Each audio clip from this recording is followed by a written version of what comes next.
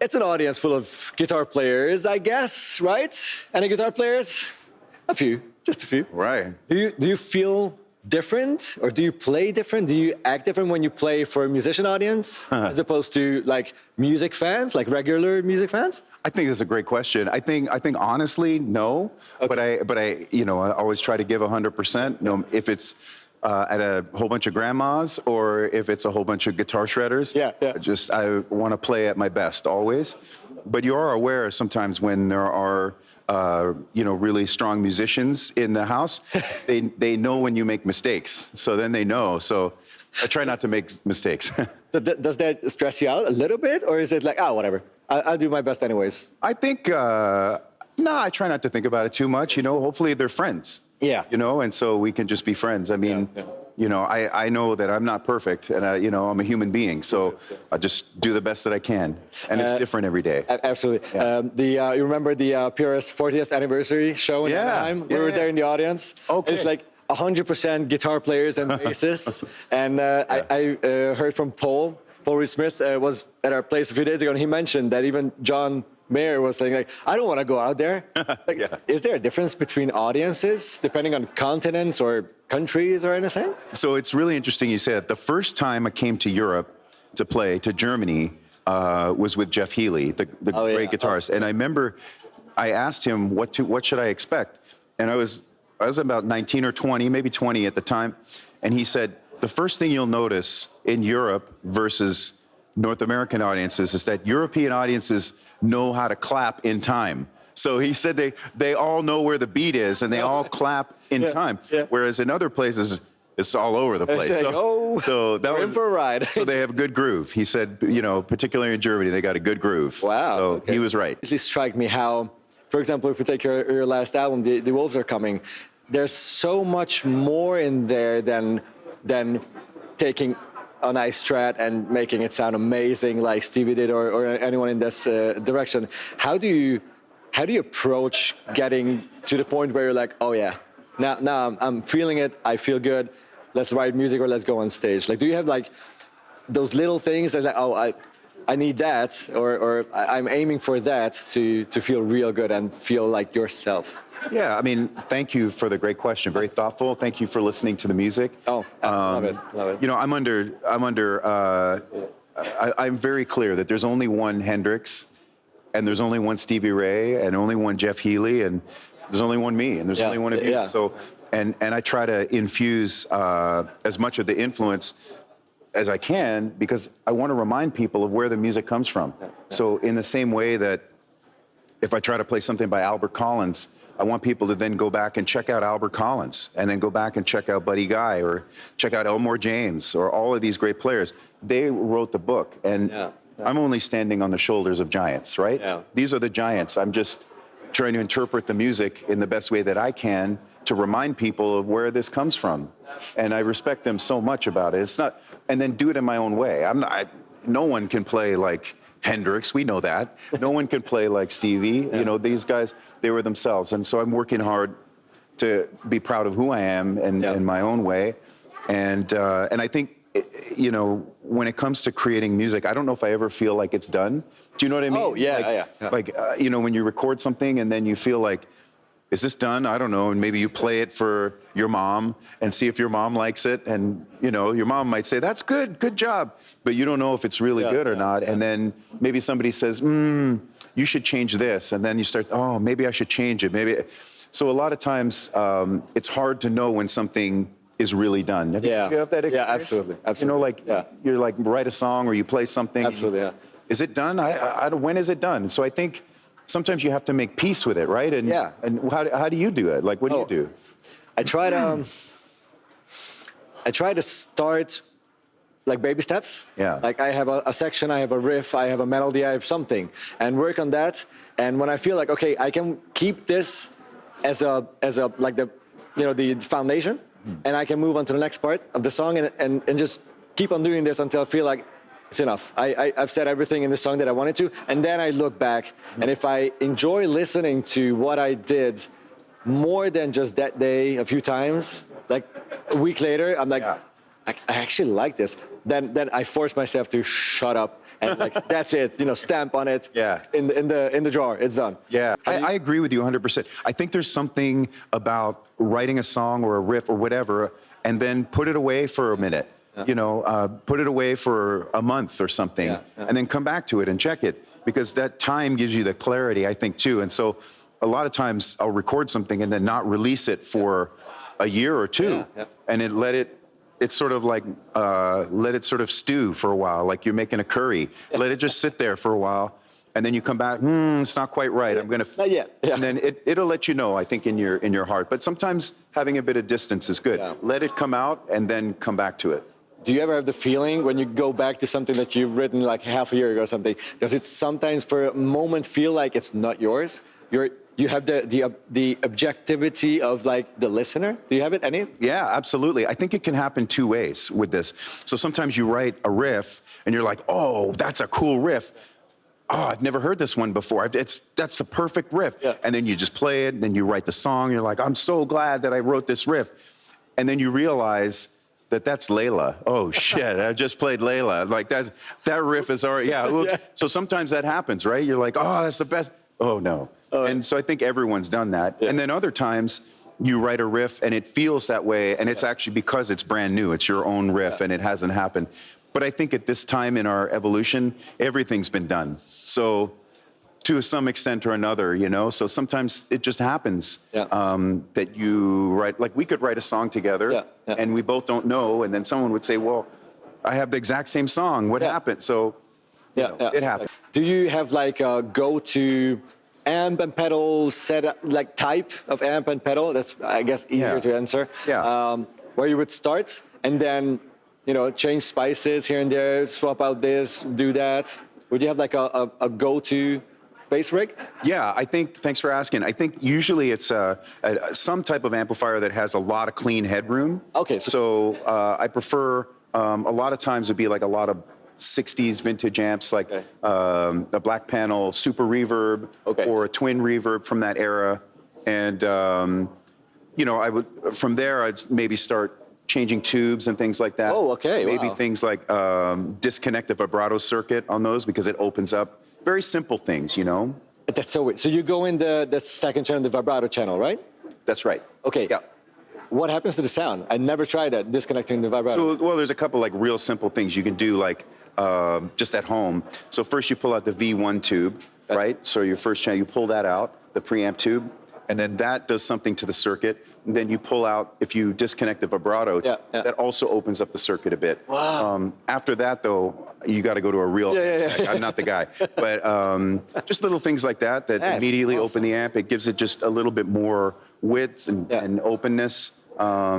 Changing the amplifier like a tube rectifier to a solid state rectifier is something that I like. It gives you a little tightness in the low end. Whoa. So that's something I like to do. So yeah, those are, with amplifiers, that's usually it. I work with an amp designer in Sweden named Tommy Cougar. Oh, wow. And I've been working with him for a long time. He's incredible. He only makes a few amps a year, but we work on those types of ideas together. Wow. He's the mad scientist, and I just kind of give him crazy ideas sometimes, but he's brilliant. Tommy Cougar is his name. Wow. Yeah. Wow.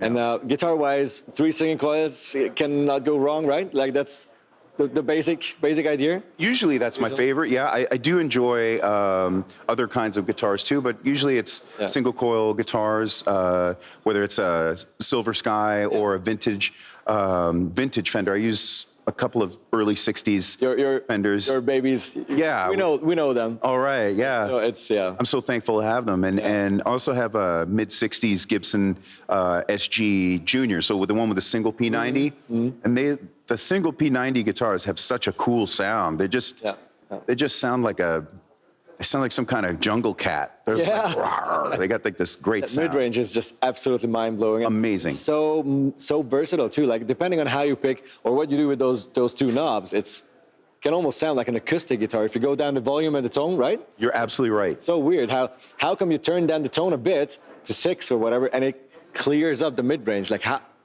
amazing. As long as it has the 50s wiring. Sorry, this is very nerdy. Yeah. Sorry, it's got a little deep in this. No, I love it. I'm going with you, man. We're going way down. I like way down. Okay. Way down. Okay. Breathe in. Crazy. Okay. I was surprised to see you playing the Silver Sky. Not because I don't understand the guitar. Since they came out, we have them in the studio, and we're like, that's it. That's kind of it. It's ridiculously good. How did that happen? Like, how did you get in touch with Paul, I guess, or the PRS guys? Yeah, so a couple of friends of mine had been telling me about these guitars. It's Paul Reed Smith, Silver Sky, and they've been telling me for a while, you got to try these. They're really good. And I was like, okay, one day I'll try it. Yeah, whatever, thanks. And then I finally went and tried them in Los Angeles. There's an area called Burbank, and they have a Paul Reed Smith showroom. And my friend Glenn, who is in Austin, Texas, he's friends with a lot of really heavy players like Eric Johnson and a lot of people in the community. And he said, you got to go. And so he sort of set up an appointment for me. And I went in not knowing what to expect. And I took the guitar off the wall and we talked about it. And I played it and I went, you got to be kidding me. Yeah. These are amazing. The neck is, what? It's perfect. Yeah. It's perfect. And the best way that I can describe it is sort of like the 63 Strats that I have, 1963, those are like a muscle car, right? Okay. They're like a car from like a GTO or like a, some kind of big, muscle, super cool car. You can't recreate those. These Paul Reed Smith guitars are like, it's like the futuristic version. So it's like an electric car or supercar that have all the amenities, and they stay in tune. They play really smoothly and really fast. At that Paul Reed Smith event, I spoke with John Mayer about it, and he had the best things to say about the guitar. He said something along the lines of, and it was perfect description. He's like, it handles the corners real well. Oh, wow, yeah. And it's like if you were in like a high performance car at a high speed taking the corner, it just hugs the road. And that's how that guitar feels. It's like being in a really nice car going 120 miles an hour around a corner. No worries. No problem. No problem. Interesting. I was curious to know how you feel about the guitar. How come that connection came? Because we had the same sort of moment. It's exactly that face you just made. That's what I did. Same thing. I was just like, what? Like, why? How? What? Why didn't I play this sooner? Yeah. And I don't play it to replace the '63 Strat. Like that's a very special type of instrument. It's like an old violin or something, right? You can't, but these are, as far as I'm concerned, the best new evolution of that guitar. So it's like the next level of it. And the other thing I will say is that traveling with it over the last couple of years, it's really strong. Yeah. Like you can throw it around or whatever, no problem. Like just like an old Strat, no problem. Stays in tune great. Yeah. No notes from me. I think it's great. Yeah. I really want to know what kind of drive, because you say you stick to high headroom amps if you can. Mostly, yeah. On the latest album, how would you get that gnarly, thick rock sound? Because that was so fascinating. I'm guessing it's gonna be single coil still, but it had the thickness.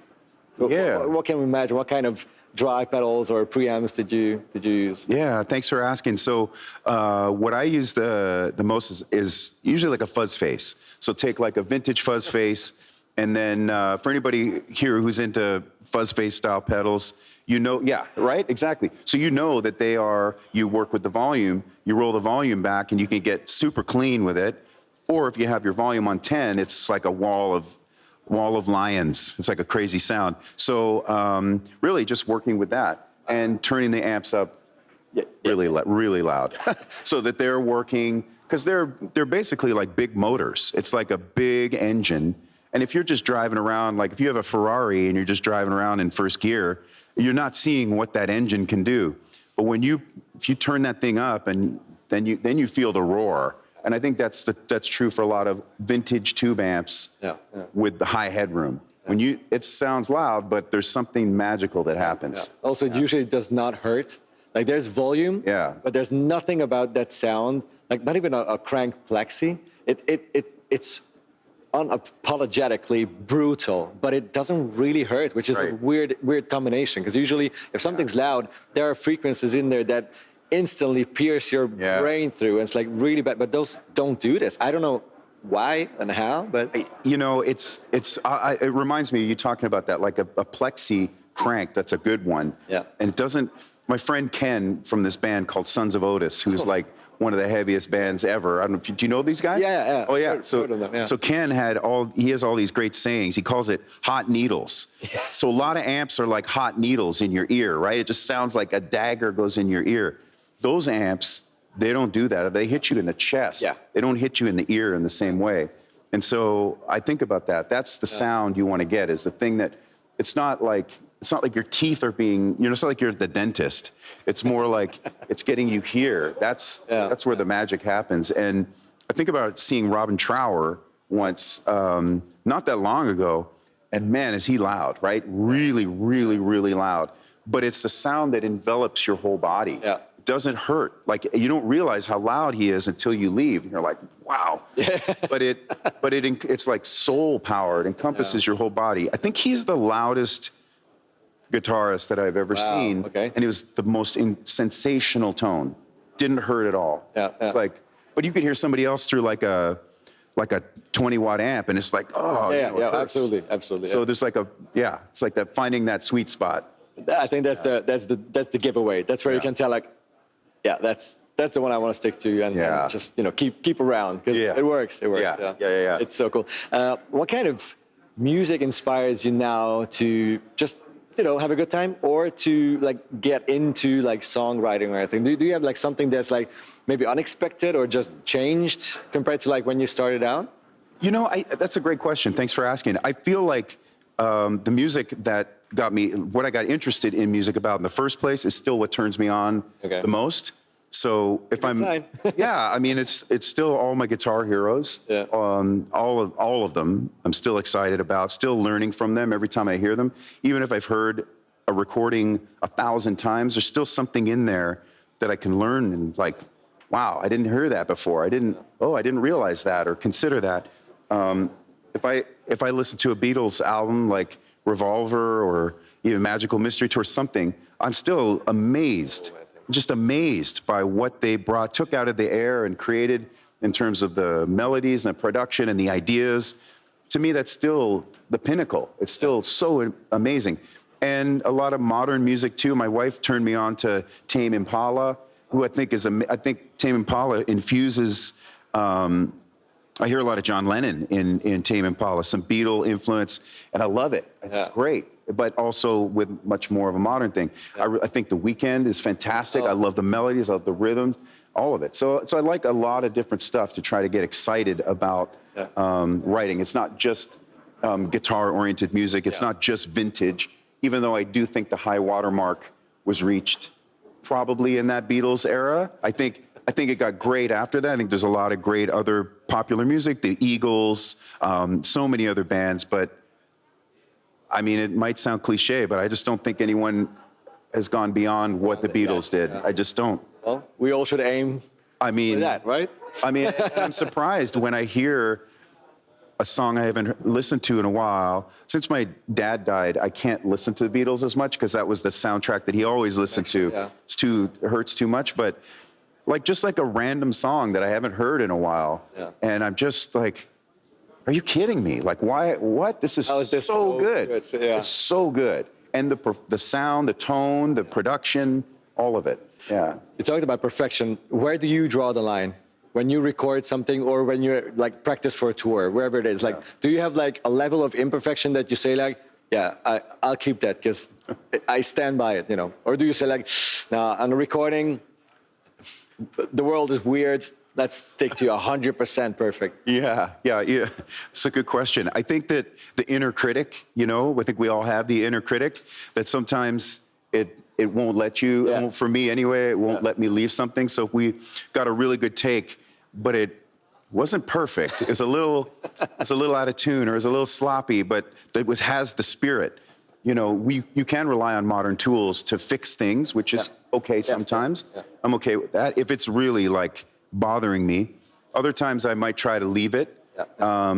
And other times I can't let myself leave it. I'll just have to re-record it until we get it right. But sometimes when things are sterile and they're perfect, they're boring. Like, it's like, okay, that's cool. Like, where's the danger? Where are you living on the edge with it? Was it, were you in the moment? And sometimes, you know, again, I think I said this a few minutes ago, but I'm a human being. I'm not perfect. Yeah. Oh, Phil, thank you so much for taking time for us. I hope you guys enjoyed it. And Philip Sayce, everyone. All right. Thanks, man. Thank you so much, man. Thank you. That was cool, man. So good. Thank you. Appreciate it, man. Thank you. Thank you.